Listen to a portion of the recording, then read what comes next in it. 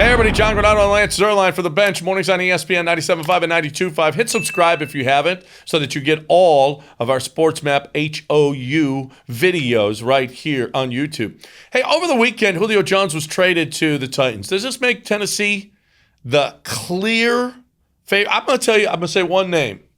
And I'll tell you, this is the only difference in the Titans being the clear favorite in the AFC South and that's Carson Wentz. I think if Carson Wentz is any good this year, then it's going to be a battle between those two teams. It's funny, Carson Wentz comes into Indianapolis with, if I remember correctly, a similar price tag to Julio Jones coming into the Tennessee Titans. And with Carson, it's kind of like, okay, but he was terrible last year. With Julio, it's Julio's going to change the world. This has a chance to change the world. The world's going to be a better place with Julio now out of Atlanta. Like, what are y'all talking? I'm with you. If Carson Wentz plays well, it doesn't matter what happens with Julio. If Carson Wentz plays well, this is the Colts division. It's going to be. You look at their running game, you look at their offensive line, you look at now both teams have shaky secondaries and shaky defenses. Well, the Colts don't have a shaky defense. They have a shaky secondary.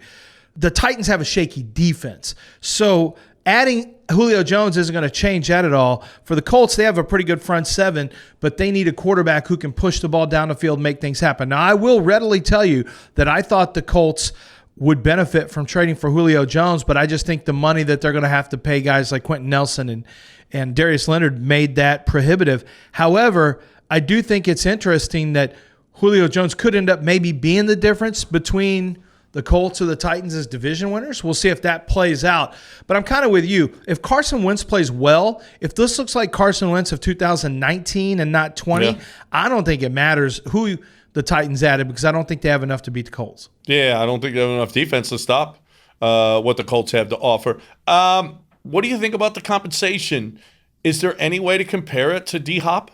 I mean, you got a second for Julio, you got a second for D-Hop, you got David Johnson, and you got a fourth. But now, D-Hop is at the top of his game, younger, he's not injury-prone, and then there's Julio Jones, which is all of those things. Yeah, I think that I think the big difference is that Julio Jones coming off a year where he missed several games. He is going to a team when he's older than DeAndre Hopkins was, I believe, when he went to the Arizona Cardinals. And yeah, I think that's the biggest difference is that Julio Jones has the reputation of being one of the best wide receivers in the game, and maybe he still is. We'll have to wait and see. But DeAndre Hopkins was a no-brainer, one of, if not the best wide receiver in football when he was traded. So I do see some similarities there. As you mentioned, you were going to have to give DeAndre Hopkins a bunch of money. Julio Jones is going to have a bunch of money.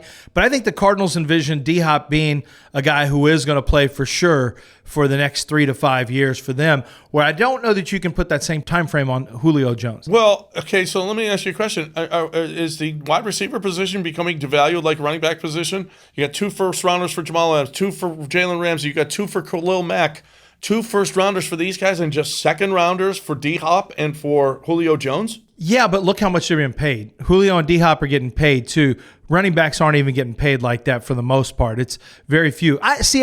Once you get to a certain age and you make a certain amount of money, there's a sliding scale. Remember, Khalil Mack got traded before he was making all that money. I mean, you knew you were going to, but you also got a younger player, and pass rushers have more value than wide receivers. So I think if you want to ask who has more value, pass rusher or wide receiver, pass rusher has more, but wide receiver right now appears to have more than running back. Now, pass rusher doesn't have as much value if you're the Texans trading a pass rusher. No. Then it's a third rounder and you pay all of his salary to Seattle to get him out of there. Well, but we'll see if there's more. We'll see because we know compensation for wide receiver is less.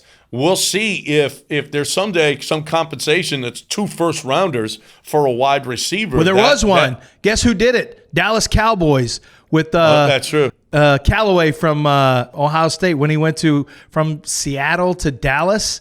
And I was like, 2 first, Dallas? 2 first, Jerry? And that's when I knew Jerry wasn't any good. And then when he passed on Johnny Manziel and drafted Zach Martin, I was like, oh, They figured it out. They figured out the formula for building a team. Well, here's another thing, too. Andre Johnson was 32. He had 1,400 yards for the Texans. Following that, never had another 1,000-yard season, and he was out of the league 3 years later. Julio's right there in that age, in that neighborhood, so maybe that's why compensation was less. And, oh, by the way, maybe he won't be able to produce as much for Tennessee. That and he's expensive. Expensive and older, not a great combination. And coming off an injury. Sounds like J.J. Watt. Just bringing it back to Houston. That's all I'm doing. J.J. Jones.